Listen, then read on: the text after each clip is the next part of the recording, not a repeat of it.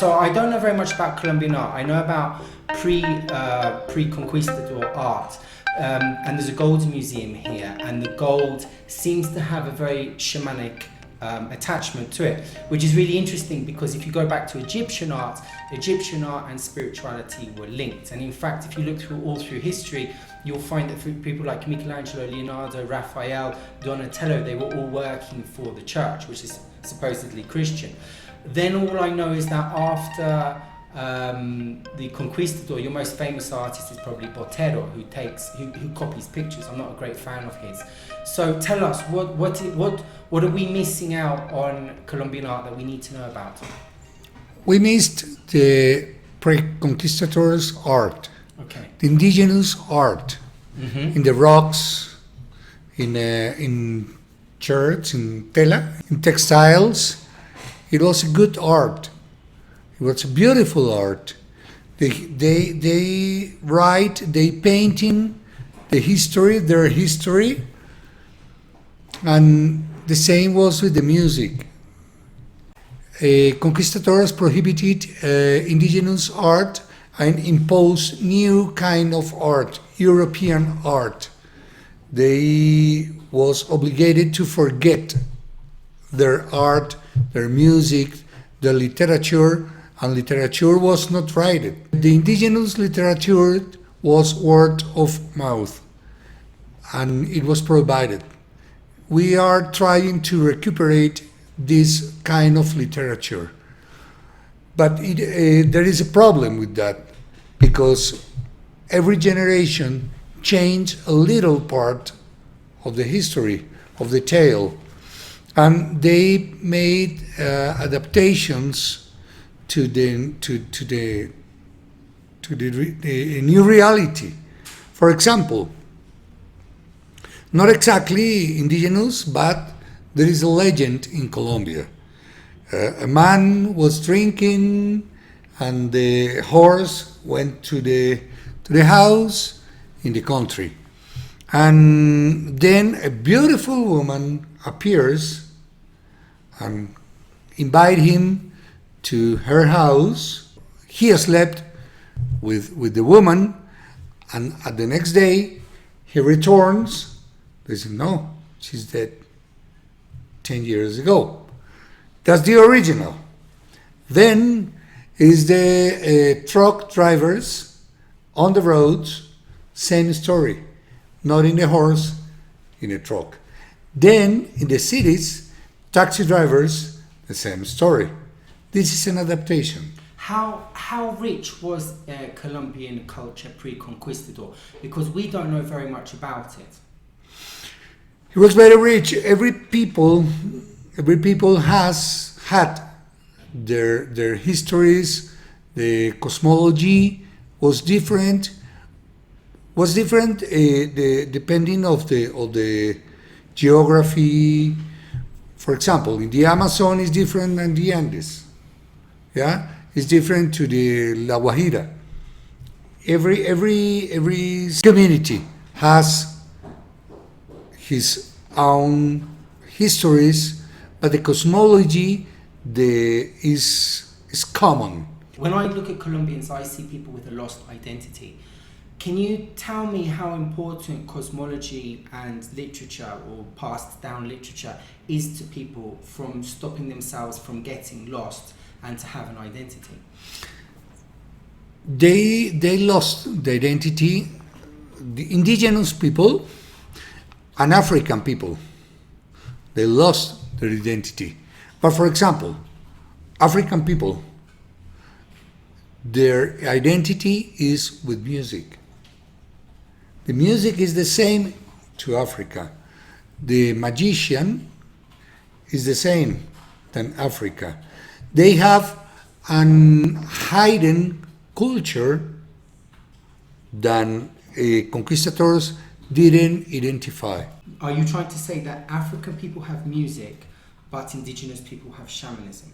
Is that what you're saying? No. African people had shamanism.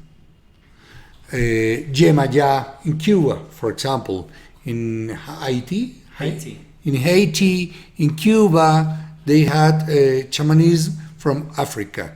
It was prohibited and hidden for centuries.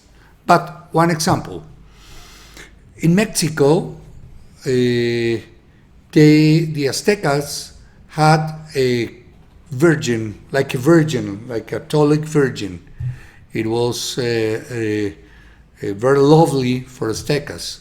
When the conquistadors came, they prohibited that kind of queen. The Azteca people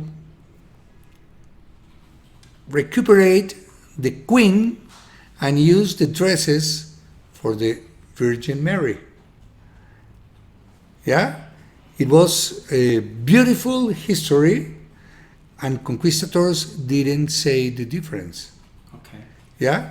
For centuries, Juan Pablo II, John Paul II, the Pope, he was in Mexico, and a shaman was in a ceremony praying to their queen. I think it was beautiful because it was mixed culture.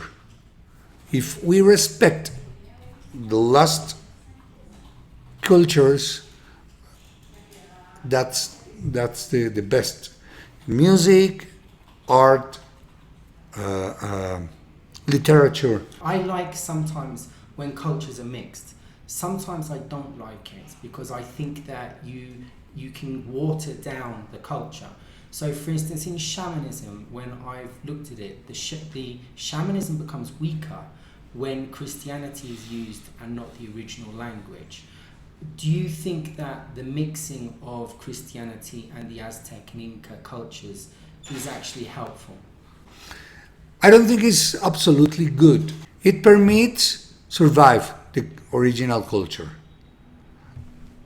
Kill or survive. They survive with the culture, with camouflage, yeah, like a virgin in Mexico. They had different cultures. For example, the mountains culture is different to the forest culture, but they had something in common: respect earth. That's the Mamapacha. The Mamapacha. But Mamapacha is from the jungle, the Amazonic jungle, not from the Andes. But now, from Chile, Argentina, Peru, Colombia, etc., they talk about Pachamama. And I think it's good. It was different cultures, but the cosmology is one. Respect earth. Okay, so you've got lots of people, well, in Catholicism you've got the Virgin Mary, and the Virgin Mary can be a stand-in for Pachamama, the earth goddess, or Gaia. But going back to my original point, when I've looked at the shamanism, when the shamanism is infiltrated with Catholicism or Christianity, it doesn't become as strong. So on one side, you keep the culture going, but on the other side, the culture isn't as strong. How do you solve this problem? Is the solution, for instance, the culture took on Christianity to keep and preserve itself, but now in 2019, perhaps we can go back to the original cultures? I think it's necessary today, in 21st century, mix cultures, not kill another cultures. Just listen what the other cultures are saying. You have your culture, we have our culture, indigenous have their culture, African people have their cultures. We must respect all the cultures. It's different, your culture than mine. Okay, I must respect. Well, in Europe, there's a really big problem at the moment because it's being overrun, some people say, by foreign cultures. And white people are starting to feel that they're being pushed out. Even the Dalai Lama said the other day that, if you're a refugee, you should go back to your own land once, your land is healthy and not in war. I think we have to mix all the cultures, not mixing like cooking. just mix respecting the other cultures. That's the future, the humanity future.